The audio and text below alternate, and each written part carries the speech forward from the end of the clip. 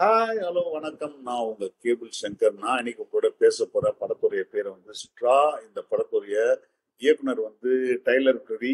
இவர் டைரக்ட் பண்ண இந்த படத்துக்கு நடிச்சிருக்கிறவங்க பாத்தீங்கன்னா தாராஜி பி ஹென்சன் நடிச்சிருக்காங்க. இவங்க தான் முதன்மை கேரக்டர் நடிச்சிருக்காங்க. இந்த படத்துடைய கதை என்னன்னு பார்ப்போம்.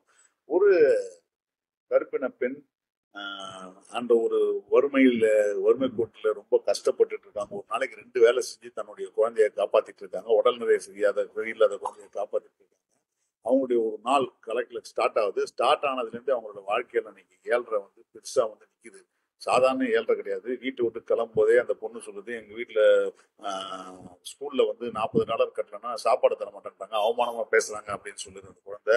சரி, நான் உன்னை போய் பேசிடுறேன்னு சொல்லிட்டு அந்த குழந்தைய கூப்பிட்டு போறாங்க. வீட்டை விட்டு வெளியே வரும்போது வாடகை கொடுக்கலன்னு சொல்லிட்டு, இல்லைன்னா சாமான்லாம் வெளியே தூக்கி போட்டுன்னு சொல்லிட்டு போறாங்க. இல்ல நான் சாயங்காலத்துக்குள்ள பணம் வராங்க. வந்ததுக்கு அப்புறம் பாத்தீங்கன்னா இங்க இருந்து ஸ்கூல்ல போய் கொண்டு போய் போகும்போதே ஆபீஸ்க்கு சூப்பர் மார்க்கெட்ல வேலை செய்யறாங்க. சூப்பர் மார்க்கெட்ல வேலை செய்யும் போது அங்க லேட்டா போனதுனால அவங்கள பயங்கரமா திட்டு வாங்குறாங்க. லேட்டா போய் திட்டு வாங்கினதுக்கு அப்புறம் பாத்தீங்கன்னா அங்க ஒரு திடீர்னு ஒரு போன் வந்து ஸ்கூல்ல இருந்து உங்க குழந்தைய உடம்பு சரியில்லை, நீங்க உடனே வாங்க, இங்க பெரிய பிரச்சனைன்னு சொல்லி கூப்பிடுறாங்க. அந்த கூப்பிட்டதுக்காக ரொம்ப பர்மிஷன் கேட்டு வாங்கும்போது 2 மணி நேரம் பர்மிஷன் தராங்க. காசு கொடுங்கன்னா காசு நீங்க கொடுக்க முடியாது, அது அக்கௌண்ட்ல தான் தருவோம், மெயில்ல தான் அனுப்புன்னு சொல்லிட்டு ஒரு ரூல்ஸ் பேசுறாரு அந்த ஆளு. சோ இப்படி ஆரம்பிச்ச 7:30 ரோட்ல போகும்போது திடீர்னு ஒரு குறுக்க ஒரு வண்டி கிட்ட போய் பார்க்காம போனதுல அதுல ஒரு வெள்ளையர் போலீஸ்காரன் அந்த வண்டியை துரத்தி அவங்க வண்டியை இடிச்சு அவங்கள பயங்கரமா இப்ப இது பண்ணிடுறாங்க. ஸோ இதுக்கு நடுவில் அவங்க கிட்ட லைசன்ஸ் ரினியூ பண்ணன்றதுக்காக டிக்கெட் போட்டிருக்காங்க. அதை தாண்டி நேரம் திருப்பி இது இந்த பிரச்சனைலாம் தாண்டி இங்க வரும்போது பாத்தீங்கன்னா அவளை வேலையை விட்டு தூக்கிறேன்றாங்க. வேலை கிடையாது, நீ போயிட்டு வா, நீ 2 மணி நேரம் கழிச்சு வந்திருக்க, ஹாஃப்-அன்-ஹவர்ல வரும், 2 மணி நேரம் கழிச்சு வந்திருக்கேன்னா இப்போ மாதிரி சுச்சுவேஷன்ல அந்த இடத்துல ஒரு பணம் கொள்ளையடிக்கிறதுக்கான 2 கருப்பர்கள் வராங்க. கொள்ளையடிக்கிறதுக்கான ஒரு சின்ன ஸ்ட்ரகிள் இருக்கு. அந்த ஸ்ட்ரகிள்ல அந்த பெண் அந்த சண்டைக்கு துப்பாக்கி எடுத்து கொலை குற்றம் பண்ண செய்ய வந்தவங்களை சுட்டுறாங்க.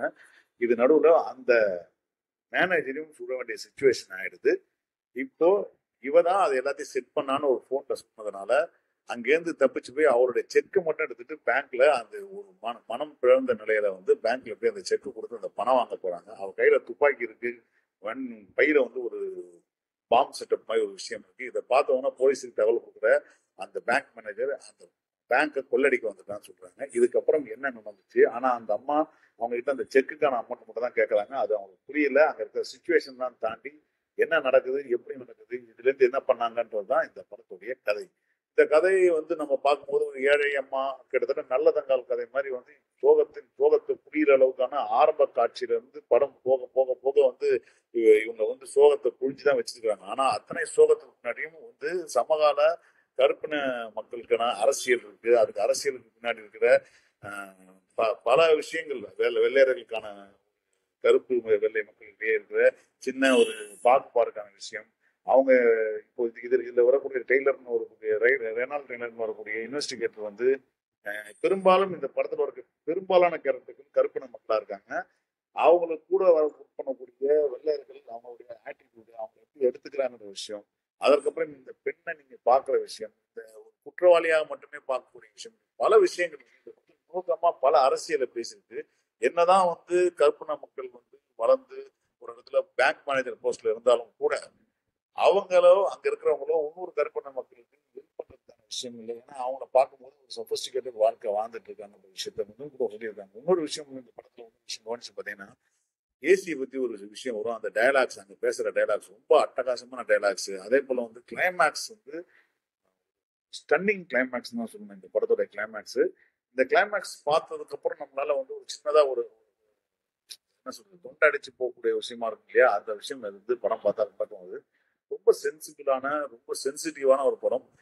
எங்கேயுமே ப்ரீச்சிங் கிடையாது. அந்த ப்ரீச்சிங் இல்லாம இவங்களுடைய வாழ்க்கை இது மாதிரியான விஷயங்கள் இருக்கிற ஒரு பெண், அதாவது ஒரு நாள் ஒரு பேட் டே எப்படி அவங்களை கொண்டு போய் சேர்க்குது, என்ன ஆகுதுன்றது காட்டும்போது தொடர்ச்சியான செயல்கள் இருக்கு இல்லையா, அது அத்தனைக்குமான காரணம் சோசியல் பிரஷர்னு ஒரு விஷயம் இருக்குல்ல, அது எல்லாமே சொல்லும்போது ரொம்ப அட்டகாசமா வந்திருக்கு.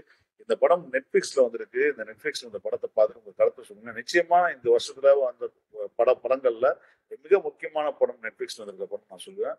பார்த்துட்டு உங்க கருத்து சொல்லுங்க. நன்றி, வணக்கம்.